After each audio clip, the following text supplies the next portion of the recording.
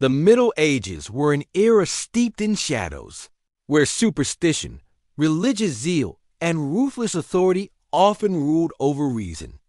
Kings, inquisitors, and church leaders wielded both the sword and the cross to control society, and punishment for those who defied them was severe.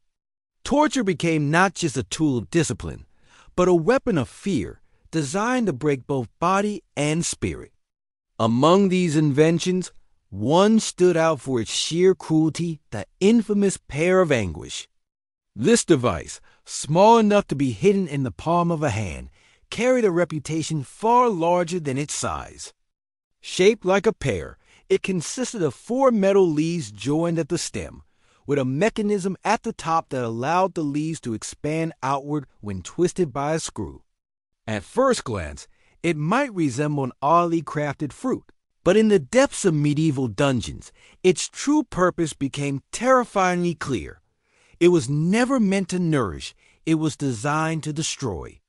The exact origins of the Pear of Anguish are shrouded in mystery. Some accounts trace it back to 17th century Europe, though others argue it existed earlier, hidden away in inquisitorial chambers. Rumors whispered that blacksmiths with knowledge of anatomy crafted it under orders from powerful inquisitors. Whether born in Spain, Italy, or Germany, one truth remained constant. It spread terror across the continent as stories of its use circulated among fearful townsfolk. In an age where heresy was punishable by death, religious courts needed tools that left both a mark of punishment and a lesson for others. The pear, according to chroniclers, was reserved for the most despised offenders, heretics, who questioned the church, women accused of witchcraft or immorality, and political enemies who dared oppose authority. Its victims were not just executed. They were humiliated, mutilated, and silenced in ways that seared horror into all who heard the tales. The design of the pear allowed it to be used in several gruesome ways. Inserting it into the mouth meant the expanding leaves could shatter teeth, dislocate jaws, and tear the flesh of the throat. Used in the rectum, it inflicted unbearable agony, tearing muscle and flesh. When applied to women accused of adultery or witchcraft, it was inserted into the vagina, a violation both physical and symbolic, meant to strip dignity and ensure silence. The cruelty lay not only in the pain, but in the twisted intent behind its application.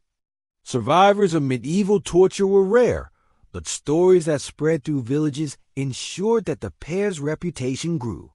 Mothers whispered warnings to their daughters about the fate of women accused of sin. Political rebels were reminded of the church's power by tales of tongues torn apart in dungeons. Even if the device was not as widely used as some claim, its legend was enough to instill obedience in a population already bound by fear. The dungeon setting itself amplified the terror.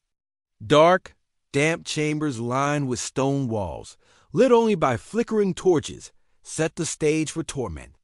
Chains rattled in the background, iron maidens stood as silent threats, and the rack loomed nearby. Within this gallery of suffering, the pear occupied a special place, not the largest, not the most elaborate, but perhaps the most sadistic. Its silent mechanism required no grand spectacle. Just a twist of the screw, and the victim's cries filled the chamber. Historians debate whether the Pear of Anguish was truly as widespread as legend suggests. Some argue that many surviving examples may have been symbolic, crafted as intimidation rather than actual instruments of torture. Museums across Europe today display these grim artifacts, leaving visitors to wonder if they are remnants of truth or exaggerated relics of fear. Yet the very fact that such a device could exist speaks volumes about the darkness of human imagination during this era. The psychological power of the pear was immense. Unlike execution by sword or burning at the stake, this device operated in secrecy. Its victims often disappeared into dungeons and returned broken, their bodies maimed and their spirits shattered. The secrecy created rumors that spread faster than proof, convincing entire populations that questioning authority could lead to horrors beyond death itself. To understand why such a device held power, one must consider the culture of medieval Europe. Heresy was seen not just as a crime, but as a disease of the soul. Witches, adulterers, and dissenters were thought to corrupt entire communities if left unchecked. Torture was seen as a necessary cleansing, a brutal reminder that morality and obedience were enforced not just by scripture, but by iron and fire. In this grim worldview, the Pear of Anguish was not just punishment, it was purification. At the same time, the device reveals something disturbing about human creativity. To imagine such an instrument required not only mechanical skill, but a deep understanding of pain. Blacksmiths had to shape the metal leaves with precision, ensuring that they expanded just enough to rupture without immediately killing. This attention to detail shows how suffering itself became a craft, as if pain was being engineered with the same care as weapons of war. Some scholars believe the pear may have also served as a tool of mockery. By forcing it into the mouths of heretics, inquisitors silenced their words permanently, ensuring they could never preach again. Inserted into women accused of immorality, it was both torture and humiliation, designed to enforce patriarchal dominance.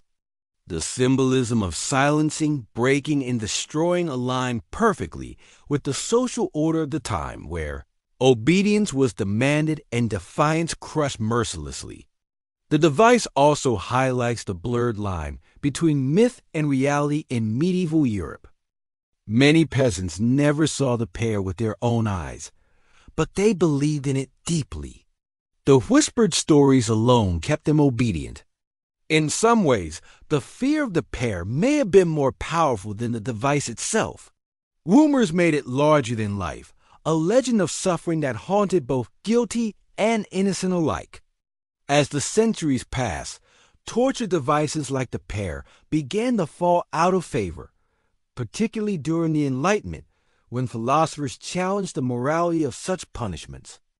But by then, its legend was deeply embedded in European memory. It became a symbol of the brutality of the past, an artifact that reminded future generations of how far cruelty could go when unchecked by compassion or reason. The Pear of Anguish was never meant to be a public spectacle. Unlike the stake, where thousands gathered to watch the condemned burn, this device was used in the shadows of castles and inquisitorial dungeons. It thrived in secrecy, a hidden punishment that made rumors spread like wildfire. Every whisper of its use multiplied its power, and fear became its greatest weapon. One of the most chilling stories comes from Spain during the height of the Inquisition. Records speak of a young woman accused of heresy after she dared question the authority of a local priest. Taken into custody, she was said to have been subjected to the pear, forced into her mouth until her teeth shattered and her tongue tore. She never spoke again, and though she lived, her silence was her final punishment. In Italy, rumors told of adulterous wives brought before stern judges. The pear, inserted into their most intimate places, was not only a form of physical agony, but a method of shaming them into silence. Whether these tales were exaggerated or not, they reflect the deep misogyny of the age. Women's bodies were treated as battlegrounds where punishment was delivered not only for crimes, but for the very act of defiance. Political dissenters, too, found themselves at the mercy of the device. In 16th century France, rebels who opposed the crown were often tortured before execution. Chronicles describe men returning from dungeons unable to speak, their jaws broken beyond repair. The pear was a perfect tool for silencing opposition, not by killing, but by making speech itself impossible. What made the pear particularly terrifying was its versatility. It could be adapted to different victims depending on their alleged sins. For heretics, the mouth was targeted, symbolically silencing their blasphemy. For women accused of immorality, the sexual organs became the focus, a cruel reflection of patriarchal control. For rebels, the rectum was chosen, degrading them before their final end. Each application carried both physical and symbolic weight. Survivors were rare, but those who did live served as grim reminders. In one German town, a merchant accused of cheating the church was allegedly released after enduring the device in his mouth. Unable to eat solid food again, he spent the rest of his life whispering in pain. His very existence warned others what awaited anyone who crossed the powerful. Yet historians caution against taking every tale at face value. Many of the stories may have been exaggerated, passed down orally to magnify fear. Some suggest that the pear's legend became greater than its actual use. In some cases, the threat of the device may have been enough to secure confessions, sparing interrogators the need to even deploy it. Still, the terror it inspired was very real, and that alone made it effective. The device also functioned as a tool of humiliation, not just torture. Imagine a crowded courtroom where the accused was forced to open their mouth while the inquisitor presented the pear. Even before it was applied, the symbolism of forced silence was enough to break many. The victim's shame, paired with the onlooker's fear, reinforced obedience to both church and crown. Inquisitorial records suggest that the pear was part of a broader arsenal of pain. Alongside the rack, the iron chair, and the strappado, it played a role in extracting confessions. But unlike the larger devices, the pear was intimate. It violated personal spaces, striking at identity itself, speech, sexuality, and dignity. It was torture that left scars not just on the body, but on the soul. Some accounts link the pear to witch trials, especially in Germany and Scotland. Women accused of consorting with the devil were said to have endured the device before being burned at the stake. The logic was twisted. If the woman screamed uncontrollably, it proved the devil's power over her. If she endured in silence, it was taken as proof of witchcraft's strength. Either way, she was condemned. The cruelty was often compounded by ritual. Inquisitors sometimes forced victims to pray before the device was inserted, mocking their faith as they prepared to destroy them. Others were made to hear sermons about purity, obedience, and loyalty to the church before their bodies were torn apart. This blending of piety and brutality reveals how the device was more than physical torture. It was a perverse form of spiritual domination. Over time, stories of the pear spread across Europe's borders. In England, pamphlets describing the horrors of Catholic dungeons circulated among Protestants, fueling propaganda. The device became a symbol of religious oppression, painted as proof of Rome's cruelty.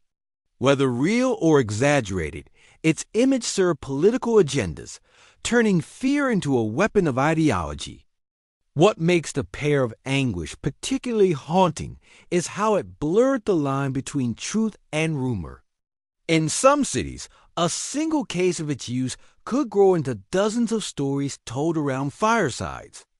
Parents warned children to obey priests, women were reminded to stay loyal, and men were urged never to speak against authority. Whether or not they ever saw the device, the terror it carried shaped behavior.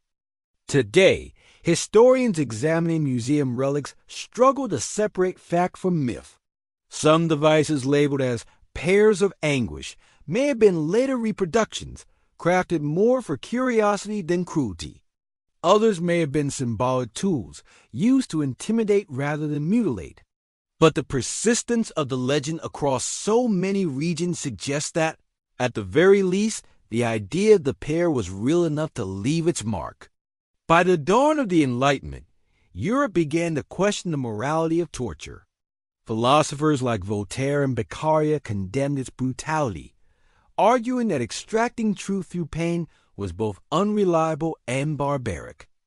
In this new era of reason, devices like the Pear of Anguish were cast into the shadows. Yet even as torture chambers closed, the legends surrounding the device refused to die. Artifacts resembling the pear surfaced in collections across Europe. Some were displayed in cabinets of curiosities, where nobles marveled at the strange relics of a crueler past. Later, they found their way into museums, labeled as instruments of torture from the Middle Ages. Visitors gazed upon their sharp metallic petals, horrified by the thought of their use, whether or not the stories were entirely true. Historians remain divided on its authenticity. Some argue that the pear was indeed employed by inquisitors, crafted to silence heretics and shame women. Others suggest many surviving examples are later reproductions, created to satisfy the morbid fascination of collectors. The truth may never be fully known, but the ambiguity itself keeps the legend alive, suspended between fact and fear. What cannot be denied is the device's symbolic power. Even today, the pear embodies the darkest corners of human imagination, the ability to design suffering with precision.